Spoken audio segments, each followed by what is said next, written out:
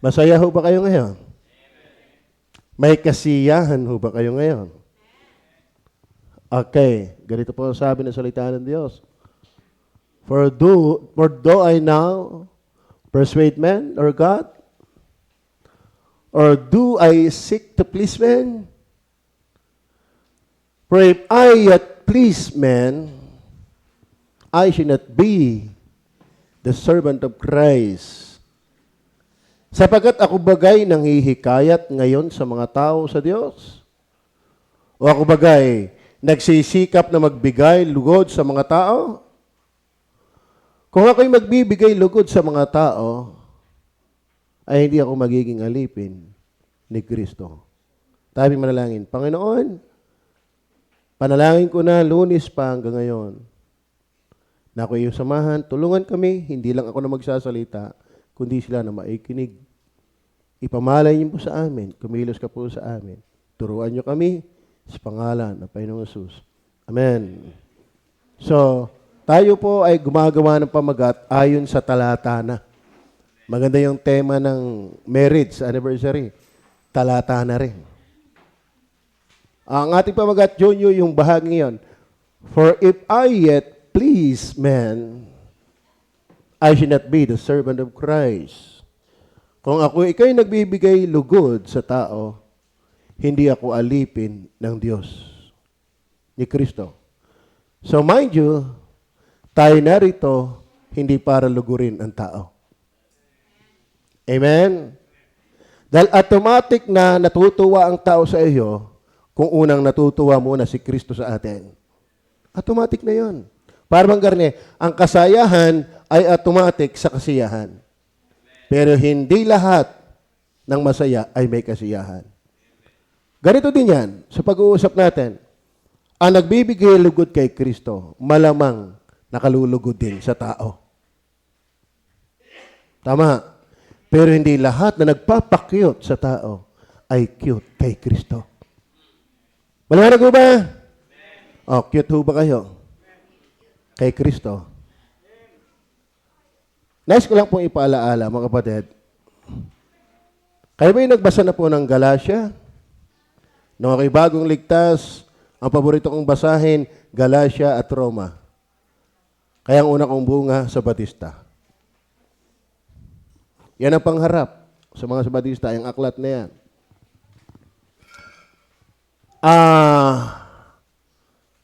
Nung kami mag-meeting sa workers, salamat na remind din ako doon.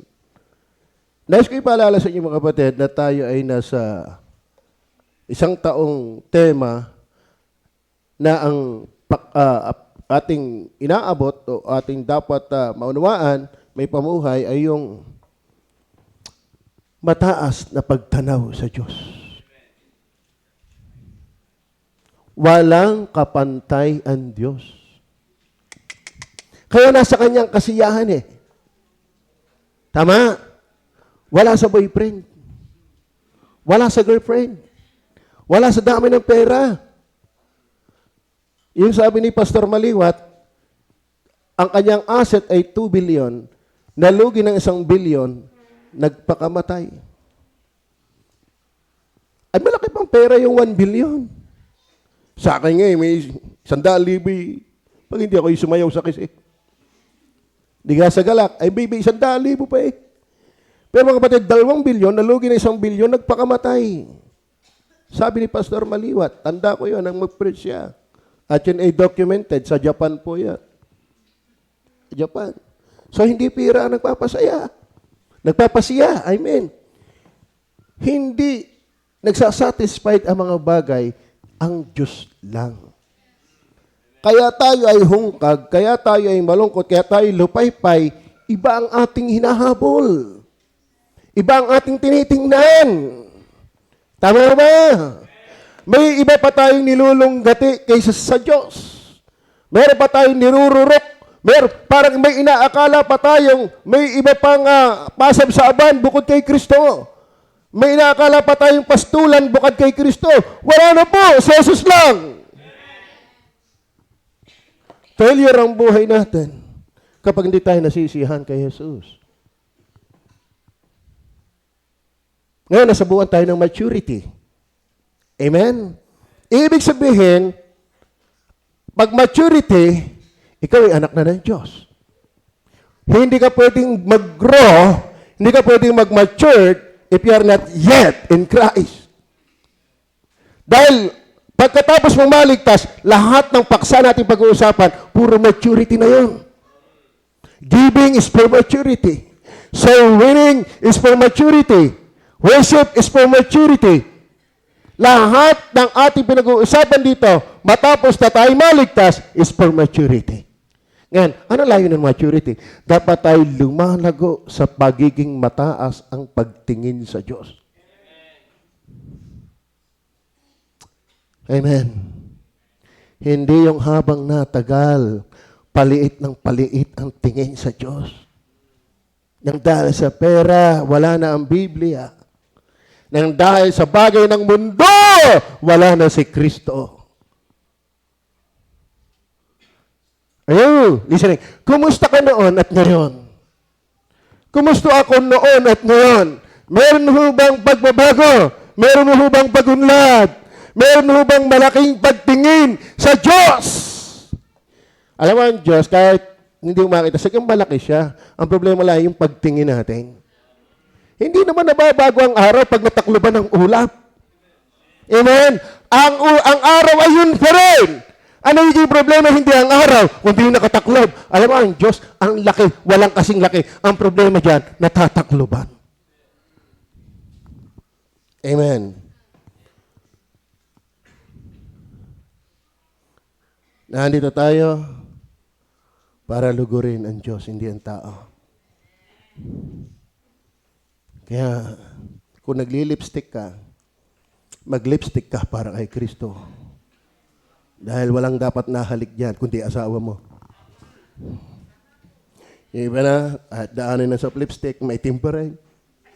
Ay di, wag na. Napagtsagaan ka na ng mahabang panahon, maging sapat ka na. Nagpapabango ka para kay Kristo. Secondary na lang yung crush mo dito. Amen? Tama? Dapat lahat kay Kristo. Okay. Ngayon, itong talatang ito, for do I now persuade men or God? Or do I seek to please men? For if I yet please men, I should not be the servant of Christ. Whether you like it or not, every one of us ay unprofitable servant of Christ. Yan po ating last na pinag-aralan. Di ba ga? Ang Diyos, kung talagang pinaglilingkuran natin, ay hindi magpapasalamat sa atin. Hindi natin binibigyan ang Diyos ng sukat ikautang loob niya sa atin. Tama. Ginagawa lang natin ang dapat gawin bilang kanyang walang kabuluhang alipin. Kaya hindi niya apat na galing na yabang. Hindi niya apat pinagpapalay na yangi.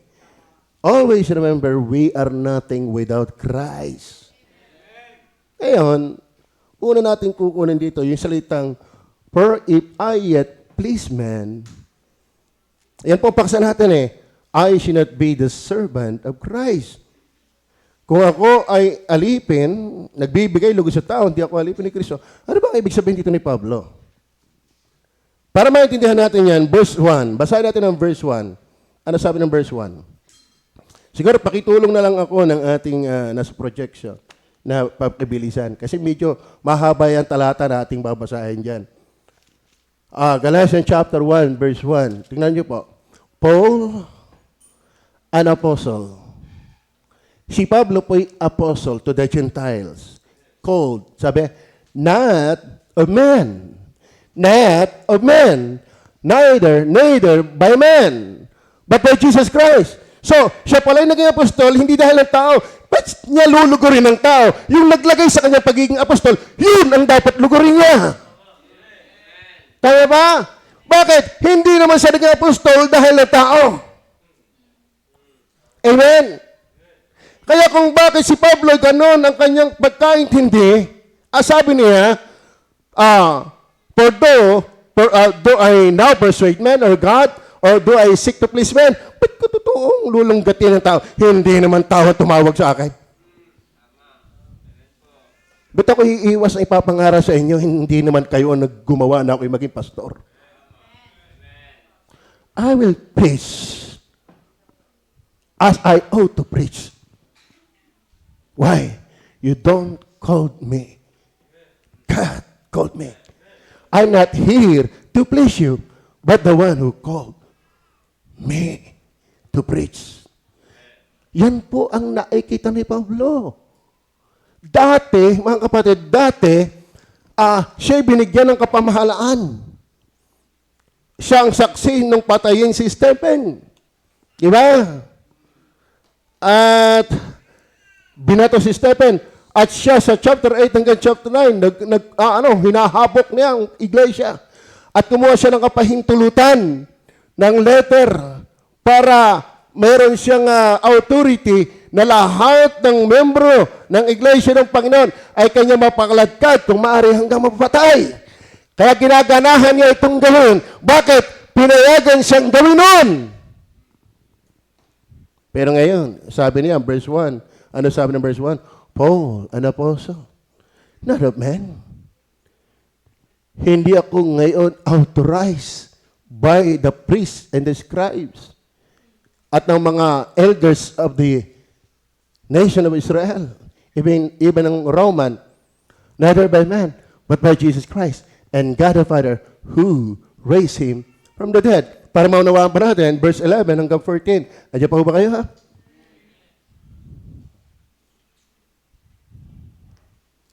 But I certify you. Si Utoy ay nung matamaan sa ilong ng bola, tinamaan sa dibdib, iiyak na sana, kinumport ni Romel, Utoy, wag kang iyak. Ikaw ay certified player na. Kaya pagka nabubunggo si Utoy, dati, player na talaga ako. Nabunggo na naman ako eh. Bakit? Certified player na ako. Ang galing mang uto nito. Daig ako eh, pwede na itong maging tatay. But I certify you, brethren, pinaninindigan ko sa inyo, that the gospel which preached of me is not after man. Amen? Noon ako, nanghahabok, nami-persecute, nagpapagapos, pumapatay sa utos ng tao. Kaya naman nilulugod kay tao. Pero now, sabi ng verse 10, sabi niya, do I not persuade man or God? Or do I seek to please man? For if I please man, I should not be a servant of Christ. No, hindi na ako ngayon utos-utosan ng tao. Dahil ang tumawag sa akin, pinatutunayan ko sa iyo, maging ang ebanghelyo na aking kaligtasan, hindi dahil ng pangaral ng tao. That the gospel which was preached of me is not after man. Why? Andun siya sa daan Damasco. Walang nangangaral sa kanya, may nagsalitang, Saulo, Saulo, ang galing mong mag-solo. Di ba? At siya doon ay nahulog sa kabayo. Pakinig niya ang boses ni Jesus. Pero yung iba hindi. Kaya may election talaga eh. Dapat pakinig ng lahat. Amen? Amen? Kaya may hinirang talaga. Dapat napakinggan ito kung anong eksaktong napakinggan ni Pablo. Bakit hindi napakinggan ng iba? Abay, si Pablo lang napili. Kaya napakapalad ninyo kung napapakinggan ninyo yung gusto ni Jesus na hindi mapakinggan ng iba. Amen o ba? Totoo mga kulto yan. Hindi! Salita ng Diyos yan. Okay, verse 11, 12. Ano sabi diyan? For I neither received it of man, neither was I taught it, but by the revelation of Jesus Christ. Verse 13, nandiyan po ba kayo? For ye have heard of my conversation in time past in the Jewish religion. Grabe ito. Siya ay napaka-dogmatic, napaka-religious, napaka-piety. Siya, handa siyang mamatay at pumatay sa kanyang paniniwala. Pero ngayon, iniban ako ng Panginoon. Hindi ang lulugurin kay tao, kundi tumawag sa akin. Mga kapatid, huwag mo sayangin ang buhay mo sa pagpapalugod sa tao. Hindi naman kami ang nagligtas sa iyo. Amen? At kung nagsisikap kang lugurin ang tao, ang kapwa mo, mas magsikap kang lugurin ang Diyos na nagligtas at tumawag sa iyo. Amen? Kasi, pwede mong malugod mo kami ngayon kasi kita ka namin ngayon. Paano pag Lunes na?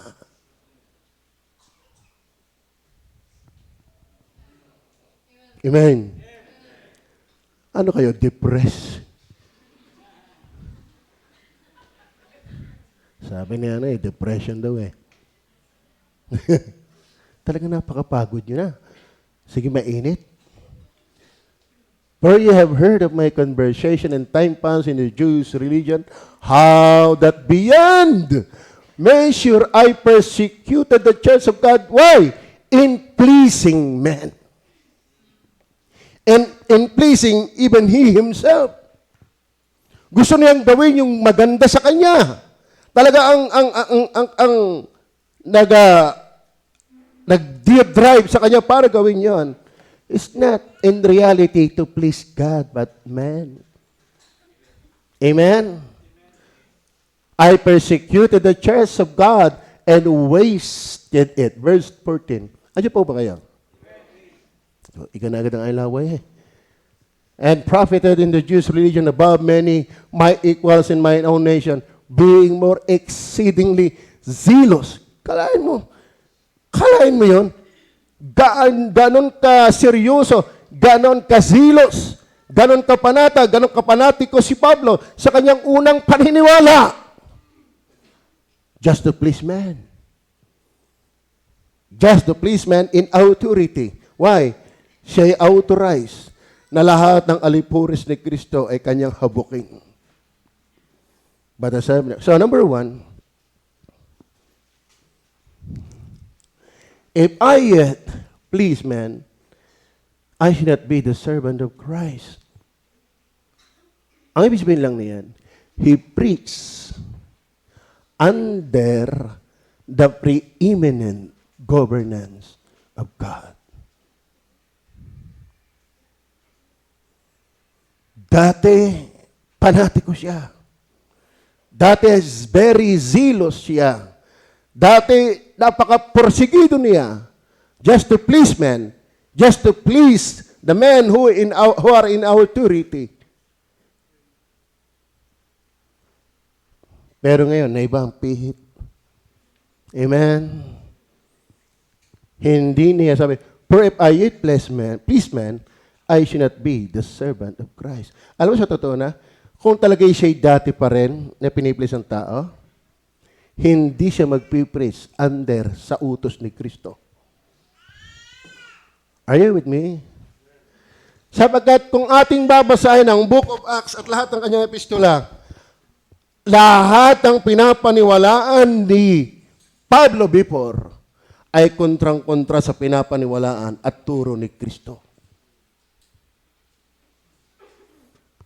Kaya kung siya ay maglulugod sa tao, hindi siya alipin ni Kristo.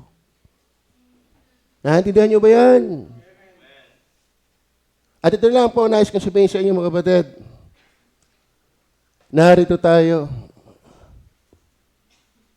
Hindi para i-please ang pastor. Dahil ang pastor niyo hindi Savior. Hindi ako ang nagtawag sa inyo. Hindi rin ako ang nagpapakain sa inyo. Hindi rin ako nag-iingat sa inyo. At hindi rin ako ang in authority sa inyo. Si Pablo, kaya gayon na lamang ang kanyang buhay dati at hindi ang zealous niya sa tao. Pero hindi na ngayon.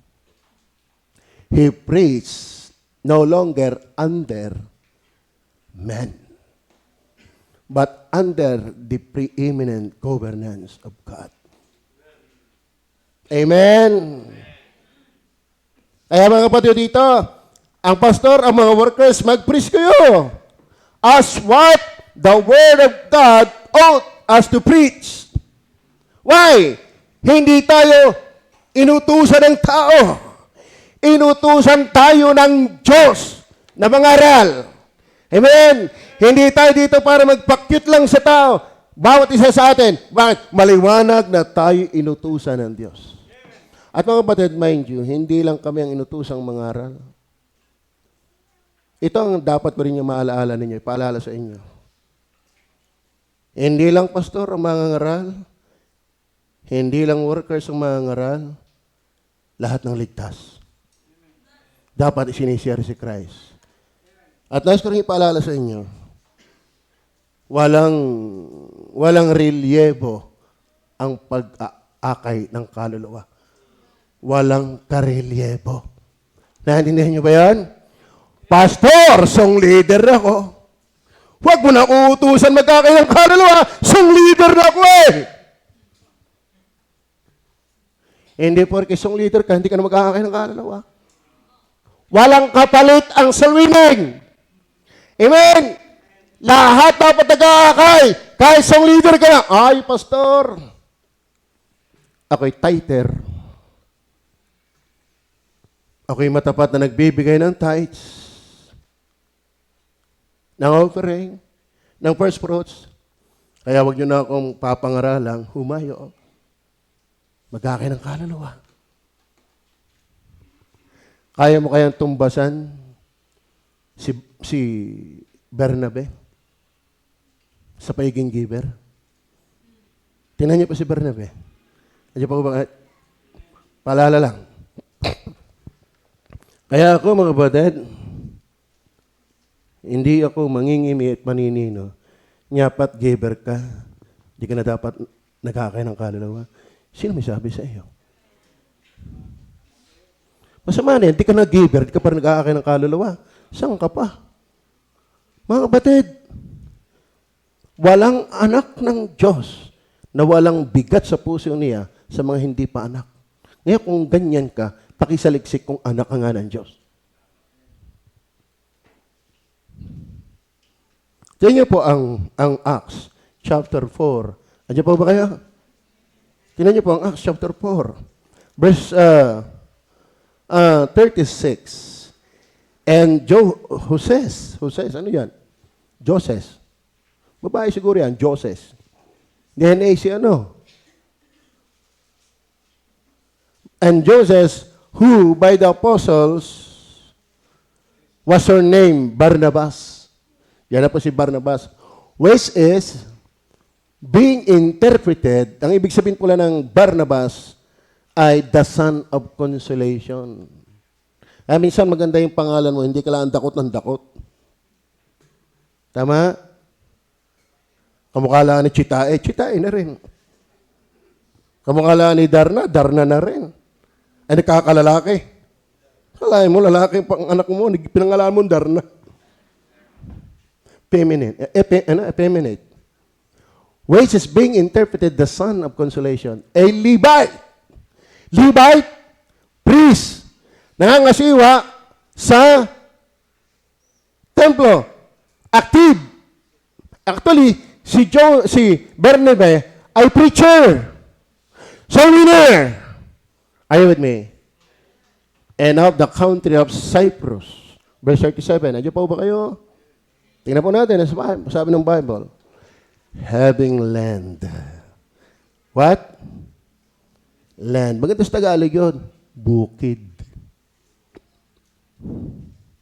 Saan kayo nakakita ng bukid? 100 square meter. Laki naman na yung bukid. 100 square meter. Anong tanim doon? Kamatis. Pag sinabi yung bukid, malaki yan. Ang nais ko lang punahin mga kapatid, huwag mong sasabihin ako ay giver na para mag-akay ng kaluluwa. Dahil ikaw yung nagbigay ng lupa.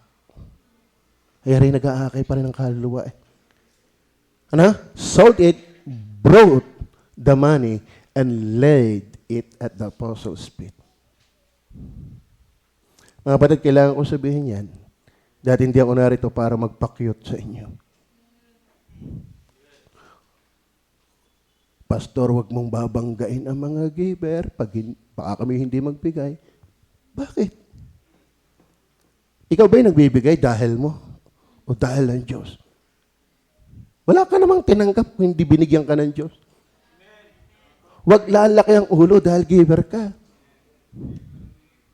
Lalo namang wala kang karapatan lumaki ang ulo mo, wala ka namang ibinibigay. Tayo ba nagbibigay ng tithes? Tayo ba nagbibigay ng tithes? Tayo ba nag-offering? Kung ikaw nagbibigay ng tithes and offering, huwag kang magagalit sa pastor kung ito'y aking inuulit. Why? I'm not here to please you. Why? Hindi naman kayo nag-aakay sa akin, ako ang nag-aakay sa inyo. Sa kapangyarihan at biyaya ng Diyos. Walang pastor na ginawa ng tao. Diyos ang gumagawa dyan.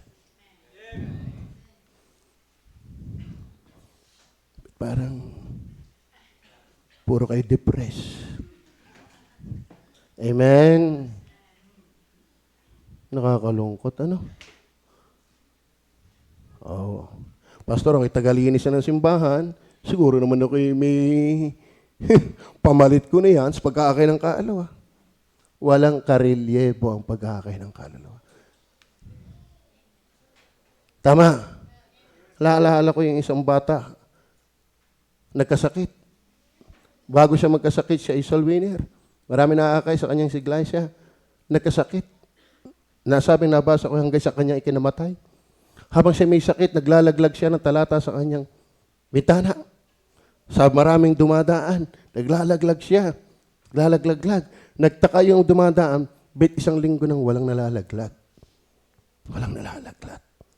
Na-curious yung isa. Tiningnan, yung palang bata may sakit na matay. At sabi ng aklat, yung taong yung na-curious, yung inaligtas. May sakit yun, nag-aakay ng kaluluwa. May sakit yun, nag-aakay ng kaluluwa. Kapag hindi ka nag-aakay ng kaluluwa, ikaw ang may sakit.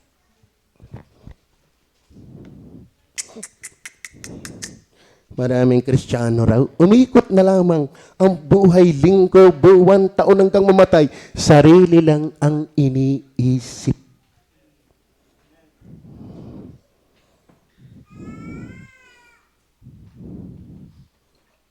Amen?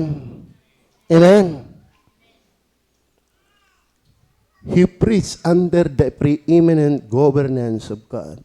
Hindi na ang sinusunod at nilulugod niya sa tagpong ito ay nagbigay sa kanya na usigin at sirain ng iglesia, kundi ang nagligtas at nag-utos sa kanya nung nasa daang ng Damasco. Amen? Dati, gagawin niya ang lahat, masunod lang ang kanyang dating paniniwala, pero ngayon ay sa utos na ng pinakadakila. Are you listening? Mind you, brethren, hindi tayo narito para lugurin ang tao. Tayo narito para lugurin si Kristo. Tayo iniligtas, tayo tinawag, tayo nilagay sa posisyon kung meron na tayo pinagpala, inilagay sa ganyang kalagayan. Hindi para bigyan ng mataas na utang na loob ay tao. Diyos ang dapat.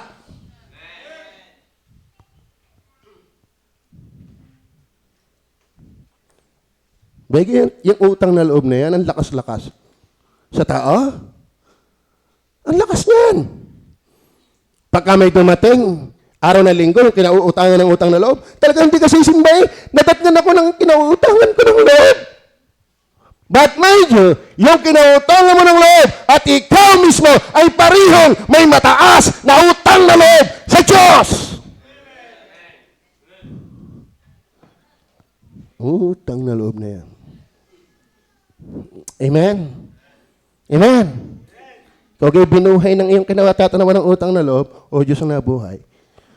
Mga batid, hindi ko man kayo diretsahin, I do hope nangungusap sa inyo ang Diyos.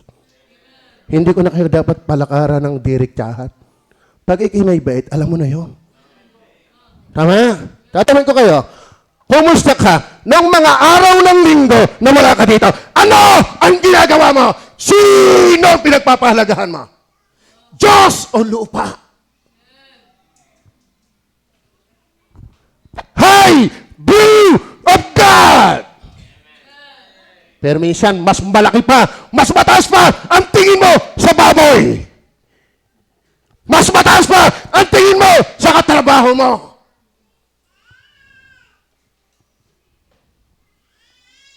Wala kang utang na loob sa tao. Sa Diyos, malaki. We are here to please God, not man. Not man.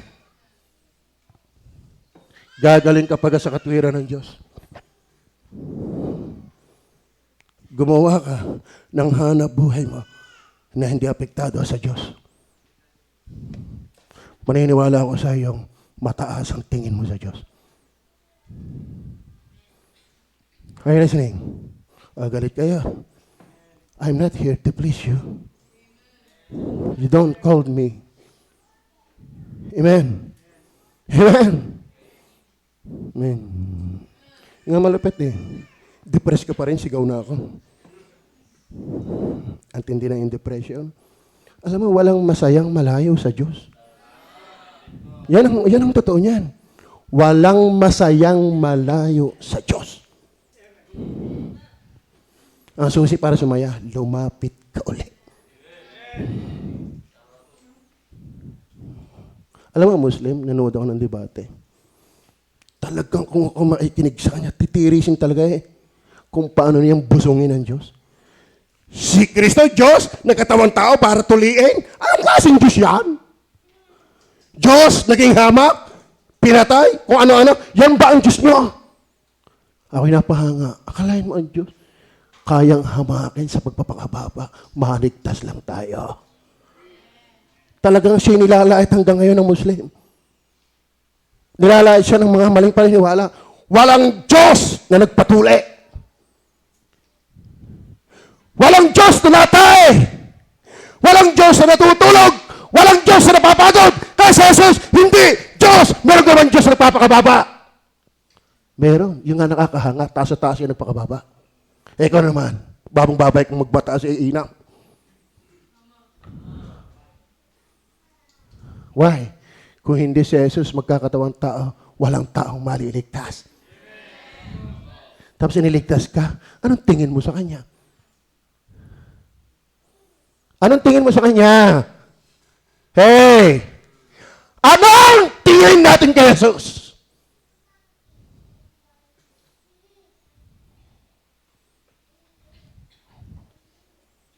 Nabubuhay lahat dahil ni Jesus.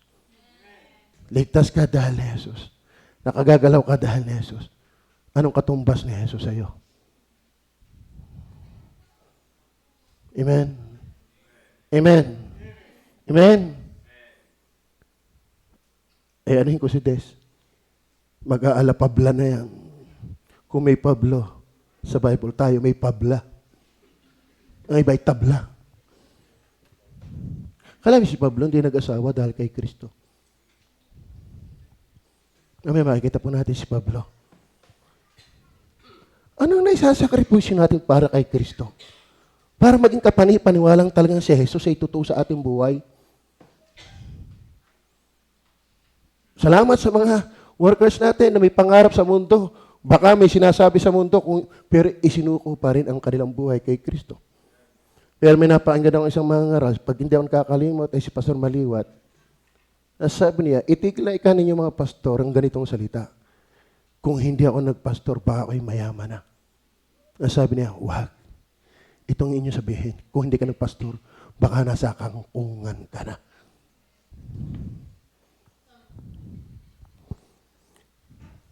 Ang tagumpay wala sa talino mo.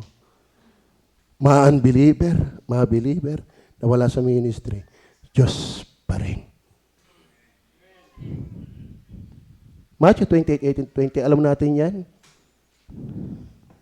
Humayo kayo. Nasa authority. Christ is an authority. Kaya si Christ, sabi nga niya, hindi na ako ba yung nagbibigay lugod sa tao?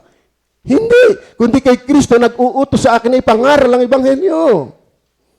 Acts 1:8, tatanggapin niyo ng Espiritu Santo at kayo magiging mga saksi ko.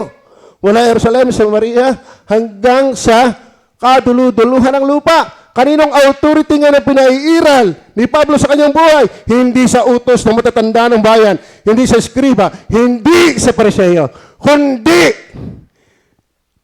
he prays under the preeminent governance of God. Amen? Not only that, he proclaimed the powerful gospel of God. Alam niyo po ba mga kapatid?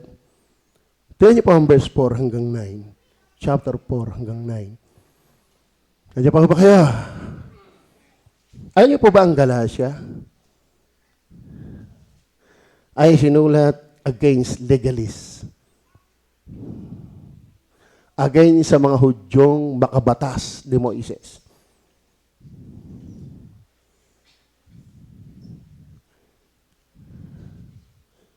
Na ito'y offensive sa Hudyo.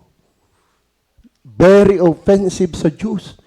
Uti mo sa kanyang sarili, kung babasa niyo po ang Philippians chapter 3 verse 1 to 9, siya'y mahilig sa utusan, halos walang kapintasan. Kaya nga galit na galit siya sa Kristyanismo eh. Doon sa bagong umulpot na church under the leadership of Jesus Christ, hinahabok talaga na ito. Pinaghihiwalay-hiwalay niya ito. Luluray-lurayin niya ito. Sukdulang pagpapatay na ito. Why?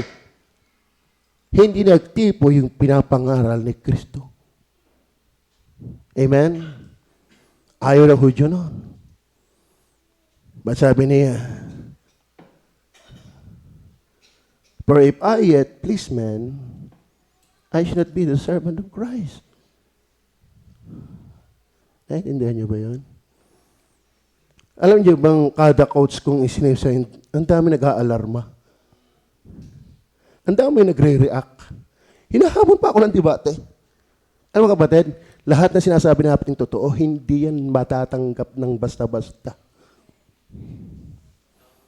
Pero we have to preach. Amen? We are not here to please men. Ano ang Galatians chapter 1 verse 4? Tingnan niyo po ang sabi ng Galatia 1 verse 4. Unahin mo natin ang verse 4.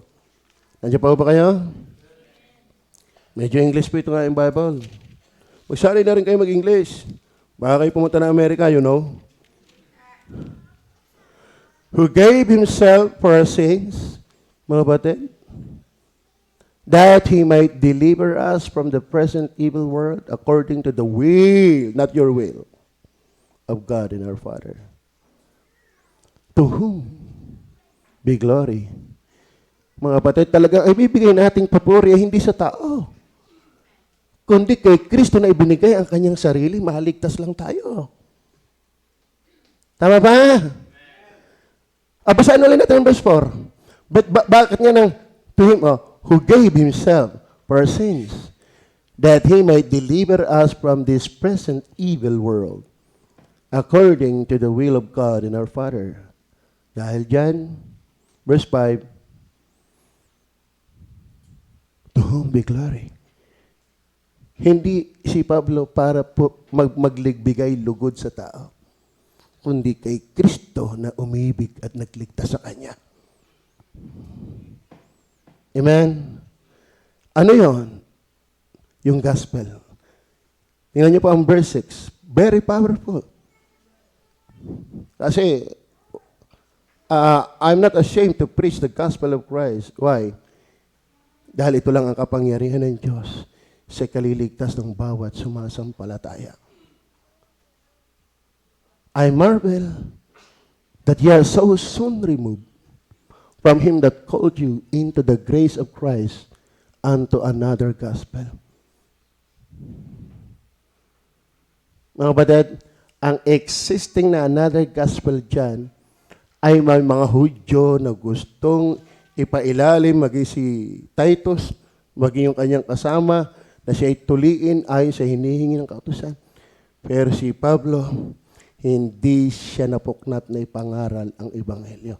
Kahit ito ay magbunga na marami siyang babanggain at hindi matutuwa sa kanya ang tao. Ano nga kapatid? Kapag ikinangaral ng totoong Ebanghelyo, tandaan mo, hindi matutuwa sa iyo ang tao. Kanina, part para ma-appreciate ang Ebanghelyo, alam mo, tinalakay natin, bakla. Bakla. Naintindihan niyo ba yon? Bakit?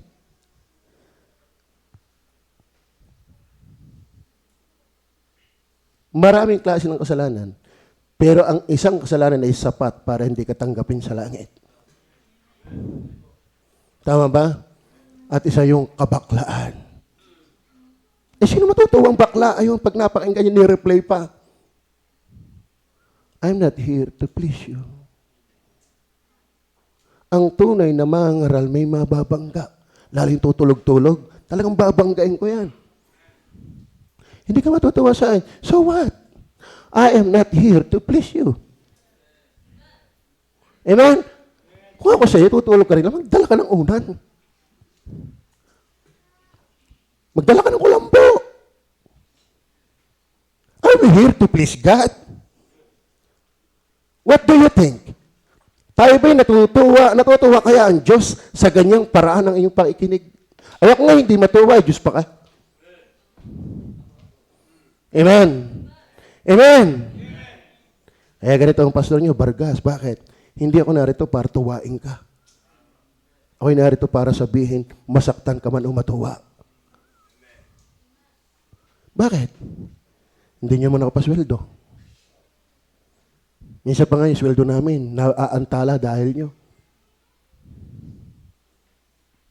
Amen? Amen? Amen? Narito tayo para iisa, pastor man o membro, narito tayo para lugurin ng Diyos. May mga nangangaral ng Ebanghelyo na iba. Kaya ang tunay na nangangaral ng Ebanghelyo, may nababangga. Amen. Sana hindi ko na kayo kabangga. Kalampi ko na kayo. Kalampi ko ho ba kayo? O kabanggaan? Gospel po ang din dyan hanggang 9. Hindi ko alam kung mababasa ko lahat. Para tingnan pa natin. 11 and 23. Tingnan niyo po ang 11 and 23. But I certify you, brethren, that the gospel which was preached me is not after men. Ito pa maganda. Pagdating ng verse 23, ano sabi diyan? But they had heard only that he was persecuted as in times past, now preacheth the faith which once he destroyed. Amen?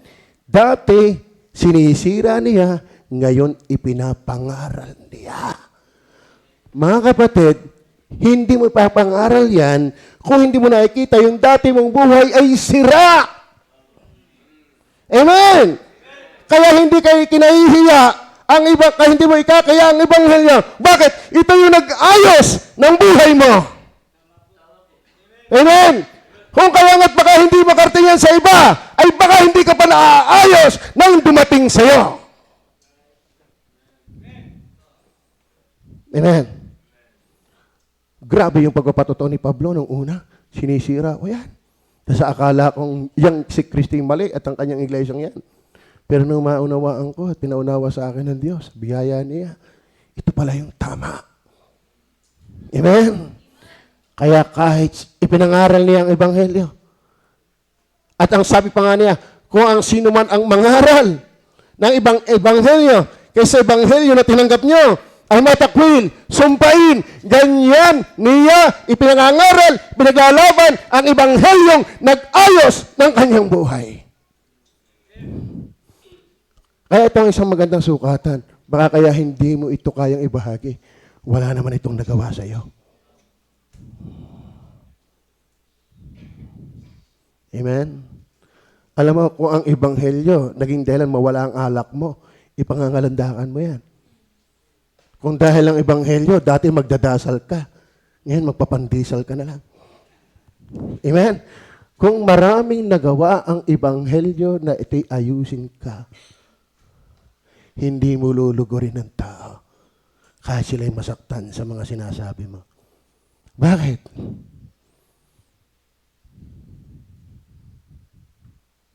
Hindi ako nagbibigay lugod sa tao, kundi sa Diyos. Napaka-scandalos ng gospel during that time. Ito nga sa Hebreo ay katitusuran at sa Grego ay kamangmangan. Bakit? Saan ka nakakitang tagapagligtas ipinako sa krus? Yan ay kamangmangan sa Grego. Bakit? Ang ipinapako sa krus ay parang selya elektrika ngayon. Tapos yung tagapagligtas, yung binitay, tagapagligtas, kamangmangan. Sa Hudyo'y katitusuran. Bakit? Ang Messiah, hari, bakit yan ipinako sa cross? Pero he's still preaching the gospel. Why? Bagaman ito offensive sa kanyang audience. Bakit? Hindi siya naging apostol para galakin ang tao. Siya'y tinawag ni Kristo para ipangaral si Kristo. Naintindihan niyo ba yan? Sa totoo mga kapatid, alam niyo ba, lahat ng meron tayo ngayon kung ligtas ka ay nag-uugat sa Ebanghelyo. Bakit ikaw ngayon ang ganda-ganda mong tingnan? Amen. Tintin pa kay tayo ka nga din eh.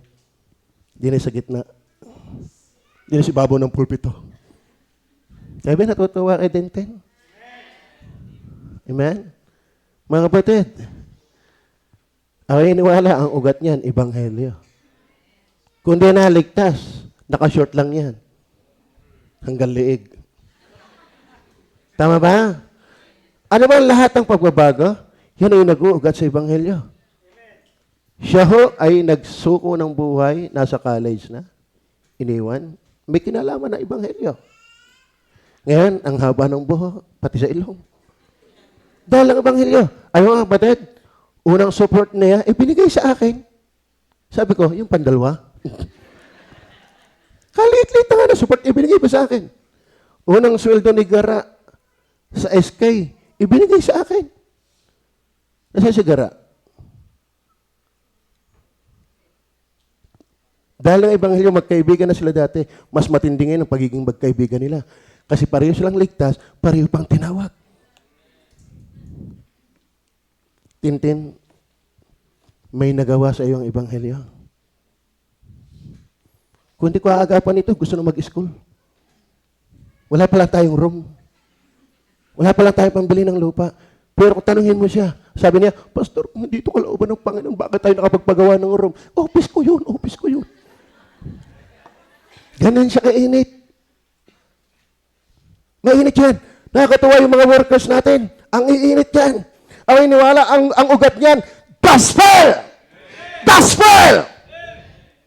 Ang laki-laki ng nagawa ng Ebanghelyo ni Kristo. Bakit naman ang ilulugod natin tao? Bunayin at iba na ang nalulugod. Si Romel na yata ang nalulugod siya. Amen.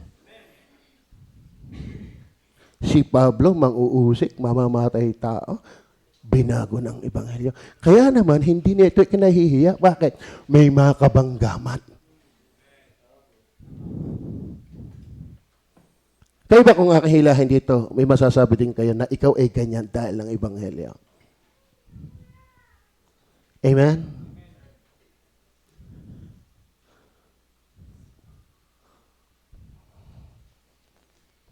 Alam niyo ba ang giver dito?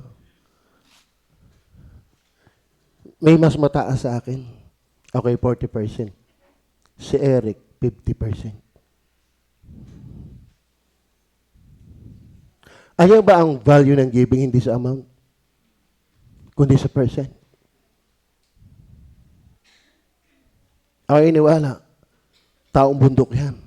Halata pa naman sa kulay hanggang ngayon. Taong bundok yan. Pero bakit? Gayaan ngayon yan. Dahil ang gospel. Ba't natin ikahihiya ang Ebanghelyo na nagbabago ng tao? Okay ba? Nabago ng Ebanghelyo? Minsan nga, itong mga ito, grabe. Parang gustong tulungan lahat. Pastor, meron doon. Tulungan natin. Baka naman social gospel din yan. Ganyan, kontra. Pero, alam mo, pag ikinasa field, talagang nakikita mo yung need ng tao. Yung kalagayan ng tao na hindi makita ng iba kasi hindi involved sa Ebanghelyo.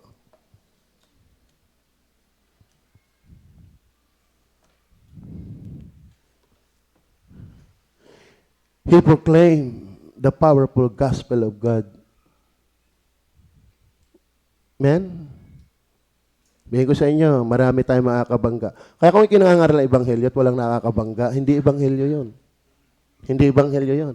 Very scandalous ang gospel. Why? Lilinangin mo ang kasalanan. At hindi ka mangingiming sabihin ito kahit nakakasakit. Bakit? Ang pigsa para gumaling, kalikutin! Hanggang mawala yung mata. Kaya alam kong iki may pigsa. Kalikutin mo. Tiyaniin mo. Ubusin mo ang mata. Paglinggo dito. Andito ka na. Bakit? Ako'y nagkapigsa din. Akala may upo na nga lang ang kaya kong gawin. Ay doon pa dumali sa puwet. Talaga naman, ngarain ako. Adi ako'y tagilid. Ano sa totoo na, ito sasabihin ko sa inyo. Alam niyo ba ang aking pagtulog, dalawang klase lang na posisyon? Tagilid sa kanan at higa. Ganun lang hanggang umaga. Hindi ako pwedeng kumaliwa. Aramdam ko dudos-dos ang aking bituka. Ba sa kanan, para yung baling buto, yumuntok. Pag tumagal naman ng higa, yung aking acid. Ang palad nyo. Ang palad nyo. Amen. Ako baka mamaalam ng kaunti, hindi mapalimis prayer and fasting. Bakit? Uupo ako dyan maghapon. Ang likod ko'y sakit na sakit. Hindi makaihi. Ay utot na rin. Ikadais ko'y pastor. Nung maalam kong tawagin brother pala, hindi pala pastor, sana ko'y nakasimple. Kasi mas nakakahiyang umutot pag pastor ang kadais, pero pag membro lang, nauunawaan. Ang bira, tisa ko din, hindi ka pala pastor. Ay ako'y gumayon na eh. Ba't ako naandun? Ba't ako naandun? Mahirap pag-usapan yung utot, nakakalimot.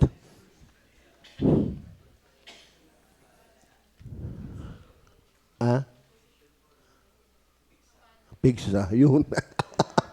Pigsa lang pala, nakalimutan na eh. Kaya kayo humiga. Naku po, nung dumali na parang bulkang Taal, ang daming, tawag doon, lahar. Daming lahar. Ako'y sanay na nagkasakit. Ako din ang nagawa. Ako'y nakapana, ginamit ko yung Sputnik. Ako nadali, tuhog din ang kima. Takot ako ako'y mamura, di hinalit ko na yung laman ko. Magalit, hindi na infeksyon. Gumaling yun ng walang nakakaalam. Sa takot. Hindi kasi bakit? Ay, mapapalo ka pa, ikaw nanganapa na. Kaya ang aming prayer sa iyo, sumabog na ang Taal.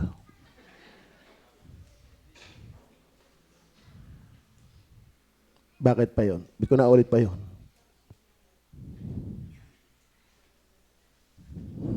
Nilimutan ko eh. Proclaim the powerful gospel of God. Ano ba ito ang power ito inaalis ka sa law? Sa law. Kaya tayo mga kapatid, hindi na tayo nagsasabat. Amen? Hindi na tayo gumagawa ng 10 utos para tayo maligtas. Inalis na tayo dyan ng gospel. Hindi ko alam kung mababasa kong lahat. Basahin niyo pong lahat yan. Sa inyo na. At saka maganda nito mga kapatid, inalis na tayo sa mga bawal na pagkain. Pwede na tayong kumain ng humba. Bakit? Ayoko ng humbang langka. Minsan ako'y nakatikim doon sa bahay. Humba.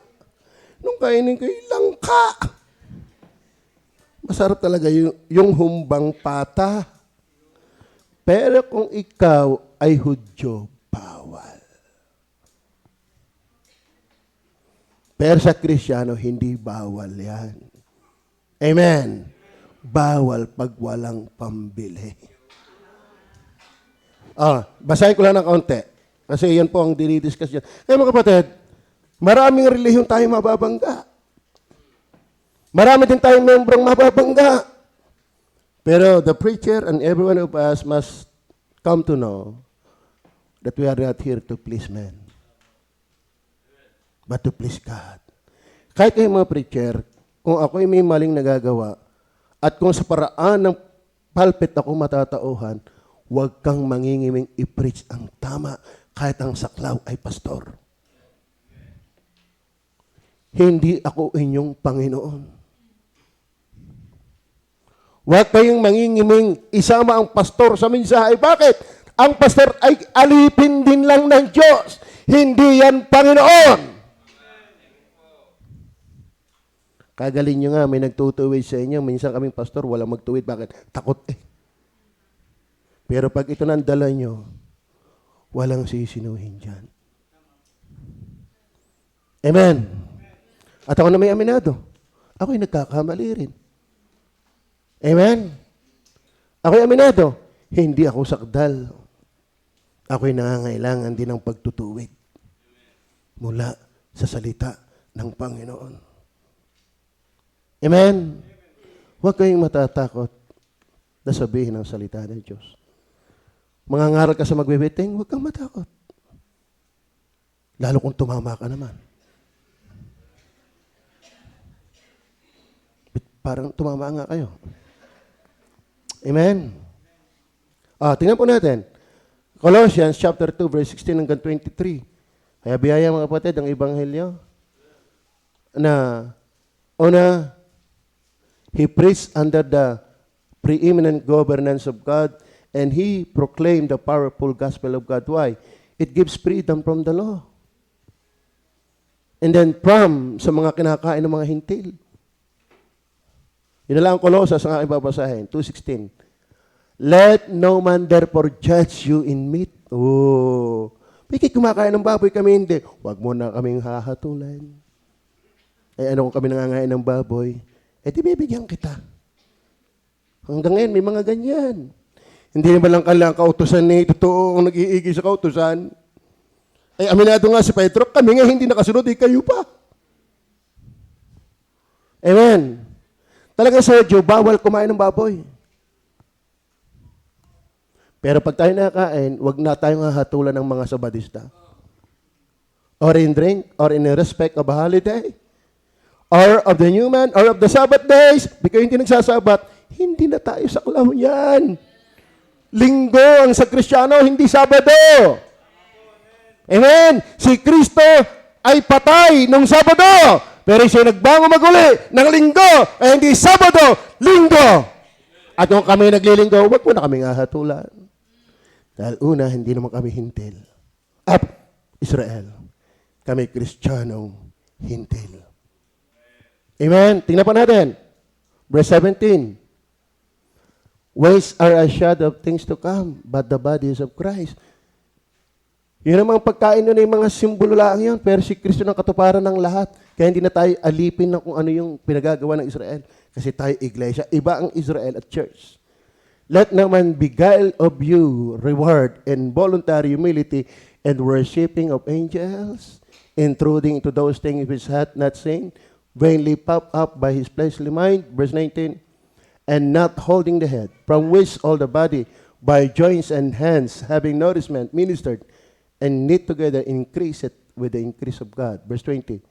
Wherefore, if ye be dead with Christ from the rudiments of the world, why, as though living in the world, are ye subject to ordinances? Ibig sabihin, kung ikita talaga iligtas na, hindi ka na subject sa ordinances, katulad ng touch not.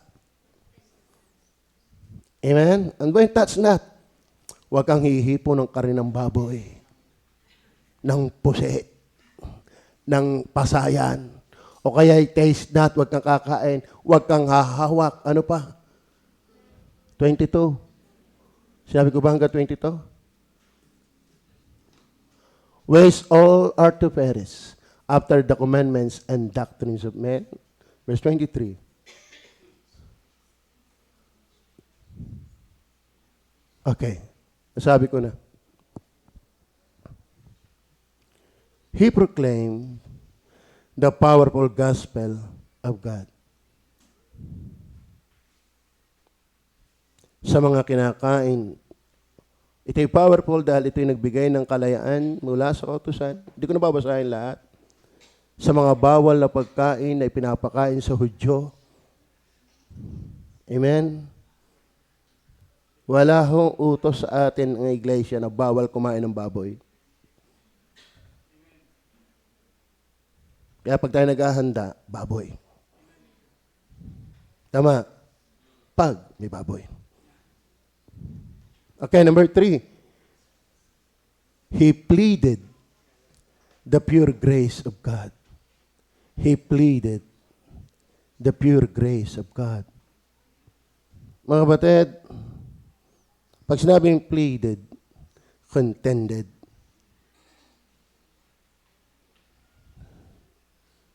Alam mo saan niyo po ang Galatia? Ang Galatia ay nasulat sa pakikipaglaban ng Ebanghelyo, laban sa maling paniniwala sa kautusan. Ang kanyang idinidiin ay biyaya ang kaligtasan. Ayun, mate, yan niyo po ang verse 6. Verse 6. Ano sabi ng verse 6? I marvel that ye are so soon removed from him that called you into the grace of Christ unto another gospel. So, ibig sabihin, kapag ang ebanghelyong pinapangaral ay hindi saved by grace, that is another gospel. Are you with me? And we believe in sola gratia. Ibig sabihin, kaya mga kapatid, pag tayo nangangaral ng sola gratia, may mababangga talaga tayo, may madidisgrasya talaga. Napaka-controversial natin sa marami. Amen? Kapag tayo natuturo ng kaligtasan ay solid, grace of God, ang iyong pagsisisi, ang iyong pananampalataya ay bigay din lang ng Diyos. Huwag kang matakot, yan ang tama. Dahil mga kapatid, kung pag-aaralan niyo po ang Galatia, meron diyang nagtuturo ng law ng tao kung hindi magpapatuloy, hindi ligtas. Paano kayo? Na kung hindi ka iiwas sa baboy, na kung hindi ka iiwas kung hindi ka sasamba ng araw ng Sabat, hindi ka maliligtas. Pero sabi, kapag mayroong nangaral ng Ebanghelyo na hindi biyaya, ay matakwil. Mga batid, ipinaglaban talaga ni Pablo ang Ebanghelyo. Bagaman meron siyang mababayaker. Salamat dito, wala na yata akong nababayaker. Kaya pininiwala ng kaligtasan ay purong biyaya. Amen. Amen. Alam niyo mga kapatid, yung whosoever, ang likod niyan ay eleksyon. Ibig sabihin, sino mang mananampalataya, sino man, ay di yung elected.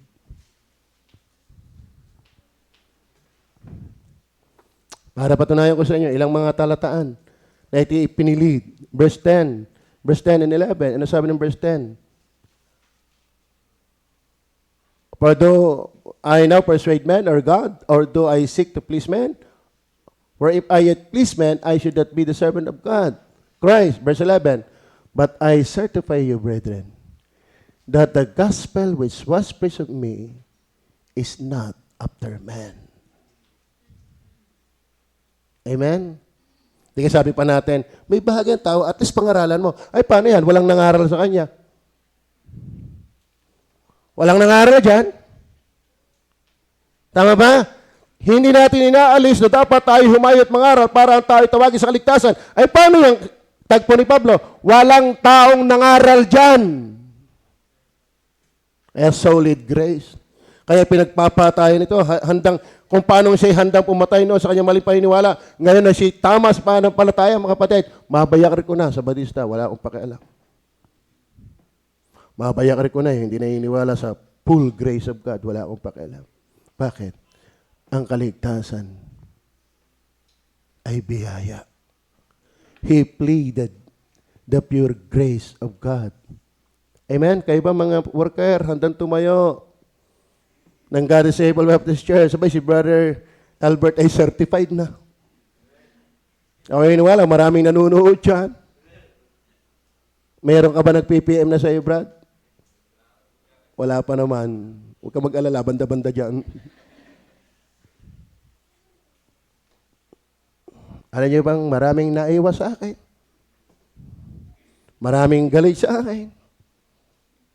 Maraming nangungulto sa akin. Maraming nagsasabi ako daw isa demonyo. Ako daw ay bubo. Lumpo na ay lumpo pa ang pananampalataya. I love you in the Lord. But I'm not here to please you. I will preach that salvation is solely by God's grace. Amen. Oh, para patunayan pa natin. Tingnan niyo po, verse 15 and 16. Ano sabi diyan? Ngunit nang magalingin ng Diyos na siyang sa akin ay nagbukod, buhat pa sa tiyan ng aking ina, at ako'y tawagin sa pamamagitan ng kanyang kautusan. Biyaya. Verse 16, tingnan po verse 16. Ano po ba kayo?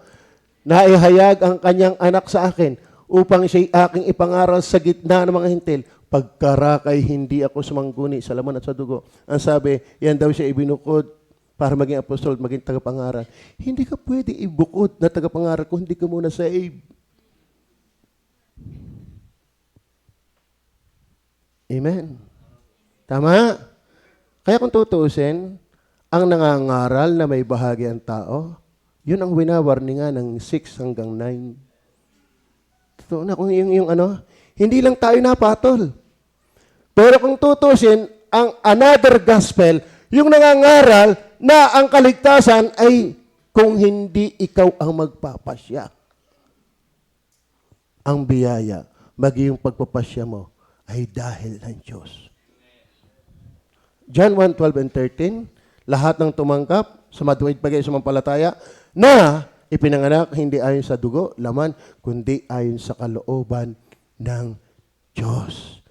Philippians chapter 12 and 13, sapagkat Diyos ang gumagawa sa inyo, maging sa pagnanasa at sa paggawa. John chapter 3 verse 19, naparito ang ilaw, ngunit inibig pa ng taong kadiliman. Bakit? Sapagkat masasama ang gawa nila. Hindi tayo magkukusang lumapit sa Diyos kung wala yung biyayang unang pagkilos ng Diyos.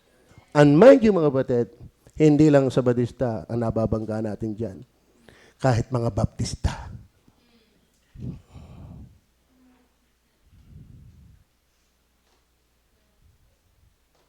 Brother Rene, tutulungan mo ba ang pastor mo dyan? Alam, yan, nagagawa ng pinto dyan. Abay, nakakaulutan lang kami ng kwentuhan, siya ang dumiha. Bakit, pastor, kayo naging kulto? Ha? Bakit ito'y nakakarating sa akin? Kasi umalis siya eh. Lumipat sa kabila. Ang daming isinalaysay. Kaya daw, pastor, ilumpo pa nga eh. At bakit ho kayo kulto?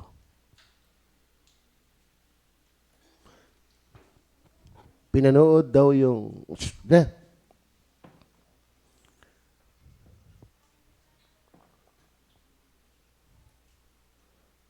God is Able Baptist Church, are you saved? Meron ka bang bahagi? Meron ka bang bahagi? Paano ka magkakaroon ng bahagi? Pinili ka niya bago itatag ang sanlibutan. Oh, ayan tanong. Nasaan ka nun? Nasaan ka nun? Kung hindi pwedeng umidad sa tatay. Hindi pwedeng mas matanda ako sa tatay. At ang tatay hindi pwedeng mas tumanda sa kanyang tatay. Ay wala pa yung mga tatay na yan. Nakapili na ang Diyos eh. Paano makakapagpasya nung wala ka? Kung nagpasya ka ngayon, bunga lang yan ng una niyang pagpapasya. Tama ba? Kaya hindi aksidente na bisita ka ngayon. Kaya hindi aksidente na ikaw ay ligtas ngayon. Bakit? Nakasulat na ang pangalan mo bago pa itatag ang sanlibutan. Amen? At ako iniwala, kung mayroon diyang nanonood na hindi yon, pinababangga ako. At kung mayroong member dito na hindi yon, tumahimik ka na lang. magtayo ka ng iyo. Ang YS ba ay aking kasama? Kapanalig ko ba ang YS? Ang young people ba ay aking kapanalig? Ang married ba ay aking kapanalig? Praise the Lord. Tayo ay buo dito. Pero mind you, meron tayong hindi kapanalig. Pero salamat, marunong gumalang yung iba. He pleaded the pure grace of God. Why? Ang grace ay no mix of the law. Tingnan niyo po ang Romans chapter 3, 19 to 21. Tingnan niyo po. 3, 19, 21. Ngayon, ano ba yan? Ngayon ay nalalaman natin na ang anumang sinasabi ng kautusan, yan ay sinasabi sa nangasa ilalim ng kautusan. Wala naman tayo sa kautusan eh. Hudyo yan. Upang matikom ang bawat bibig at ang buong sanglibutan ay mapasailalim ng hatol ng Diyos. Verse 20. Sapagkat sa pamamagitan ng mga gawa ng kautusan ay walang laman. Tama? Alam niyo kung mas madaling manampalataya, dapat Hudyo eh. Pero sa kautusan nga, hindi sa lumabra. Ay walang laman na haring ganap. Walang laman pagdating sa kautusan. Dahil ang gumaganap ng 10 utos, nagkakamali sa isa, mali na sa lahat. Sapagkat sa magitan ng kautusan ay pagkakilala ng kasalanan. Verse 21, tingnan niyo po sabi. Andiyo pa ba kayo? Datapat ngayon, bukod. Pag sinabing bukod, maganda sa English. But now the righteousness of God without the law. Amen? Kaya mga kapatid, ang Romans, Galatian, ito yung nasulat para tuligsain ang mga naniniwala para maging ganap ay sundin mo ang kautusan. Hindi si Pablo alipin ng mga masasaktang mababangga niya. I'm not here to please man, but to tell the truth. Though, ito ay pwedeng offensive. Amen? Without the law. Then last, ito na po nga ang bibigyan din. He prized the praiseful gift of God.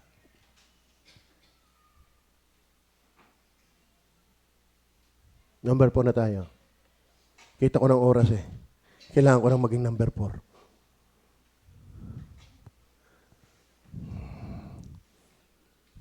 He prized the praiseful gift of God. Ayun kapatid, bakit siya ay sa ating paksa? For if I yet please man, I should not be the servant of Christ.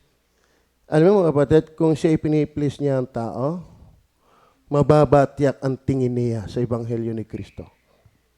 Pero mga kapatid, he praised. Ano ba ang mga lagay? Hindi ba naituwid? P-R-I-Z-E-D. He praised. Verse 24, tingnan niyo po, verse 24. Tingnan po natin ang verse 24. Doon muna sa verse 23. But they had heard only that he was persecuted us in times past, now preacheth the faith which once he destroyed, and they glorified God in me. Amen? Mga batid, ang last point natin, he prized the praiseful gift of God. Mga batid, maraming tao naluwalhati ng Diyos dahil ang kanyang buhay. Tama. At yung cost na kung saan maraming taong natuwa sa kanya, ito'y binigyan niya ng pagpapahalaga.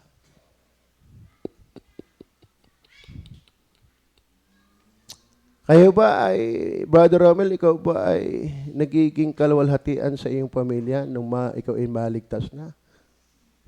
Hindi pa.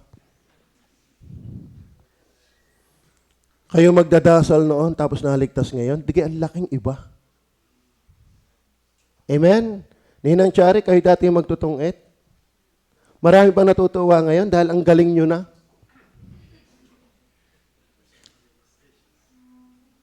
Di ka? Di ba? Brother si Sergio, marami na bang naninibago sa iyong buhay?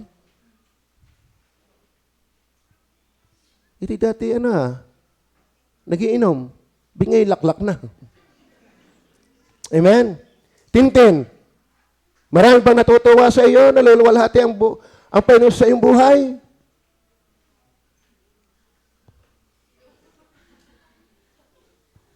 Brother Yoel, marami na bang natutuwa nung makilala mo si Kristo sa iyong buhay?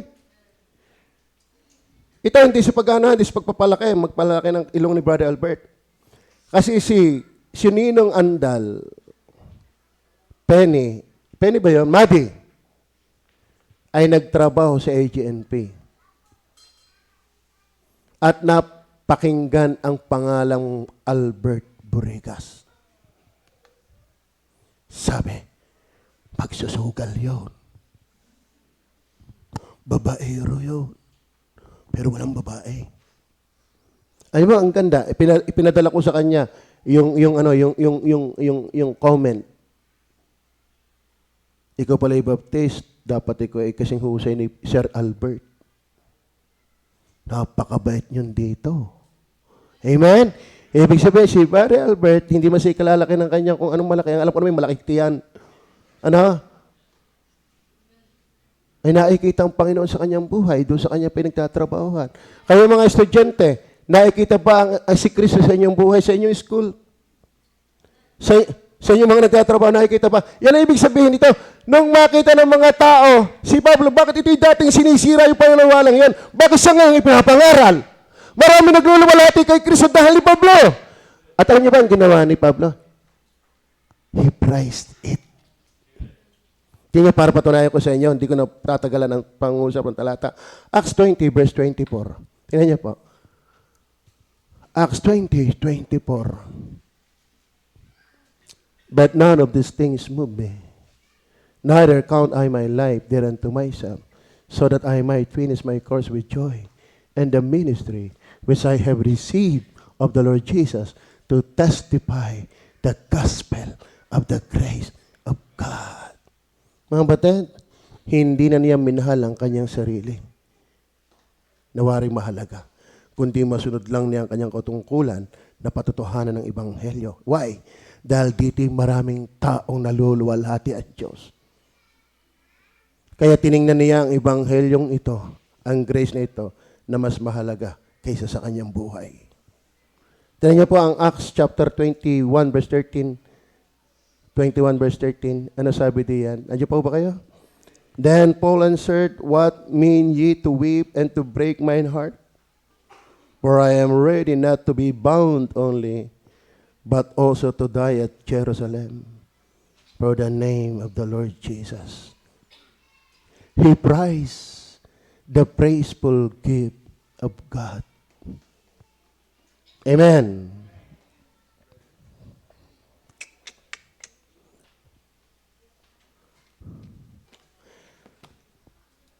Talagang ito yung nagsasabing, for if I yet please men, I should not be the servant of Christ. Alaala ko nung si Henry, unang magsuko ng buhay. Wag na si Henry, si Pastor Michael muna. Kilala si Pastor Michael na matalino dito sa dagatan. Kasi hindi niya ako kaklase. Nagkataong hindi niya ako kaklase eh. Kilala yan. Tapos siya nanalangin na sabi niya, Pastor, Panginoon, ano yun? Ang kanyang naging sign ako talagang tinatawag mo kapag ako hindi pasa sa board exam. Pero nangyari, ang taas. Pero sabi niya, ang sagot daw sa kanya ng Panginoon, siguro yung ibig sabihin ng Panginoon, talaga ako tinatawag, bet ko siya aalayan ng kulelat. Naintindihan niyo ba yan? Iniwan niya yon, talino niya. Dahil mas mahalaga yung panawagan sa kanya ng Panginoon. Si Brother Henry, nagsasabi, ang tali-talino din. Tingnan niyo po ang bahay ng mga yan. Ang kortina ay medal ni Hazel at ni Brother Henry. Pati tuwalya. Pati sa po, si Henry. Tapos pupunta ng Bible School. Ano nangyari sa mga yan? Si Melmark, itinaboy ng kanyang ama, itinakwil ng kanyang ama, mas mahal pa daw niya ako, bakit lagi akong binubuhat? Sabi naman ni Melmark, ayaw niyo magpabuhat.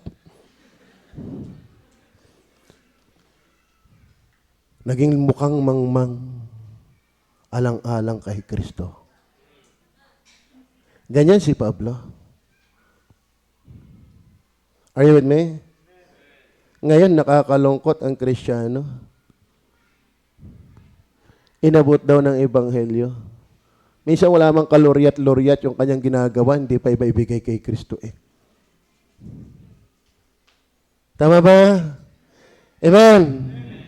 Ay mga kapatid, kapag tayo ay talagang naabot ng Ebanghelyo na klaro, lalago ang commitment mo kay Kristo. Hanggang sa maabot mong ang buhay may kaya mong ibigay para sa Kanya. Bagaman, pwedeng ang banggain may magulang mo. Kaya bang mga nag-full time dito, may bumangga sa inyo? Amen? Si Melmark talagang binanggayan. Pinagtabuyan yan. Mga kapatid, sabi ng Panginoon, ang sino mang gustong sumunod sa akin, hindi kayang pasanin ng krus, hindi ko pwedeng maging alagad.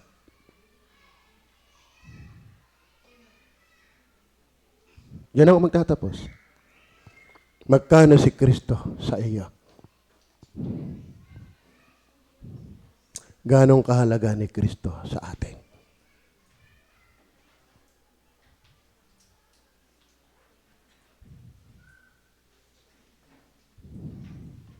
Manalangin tayo.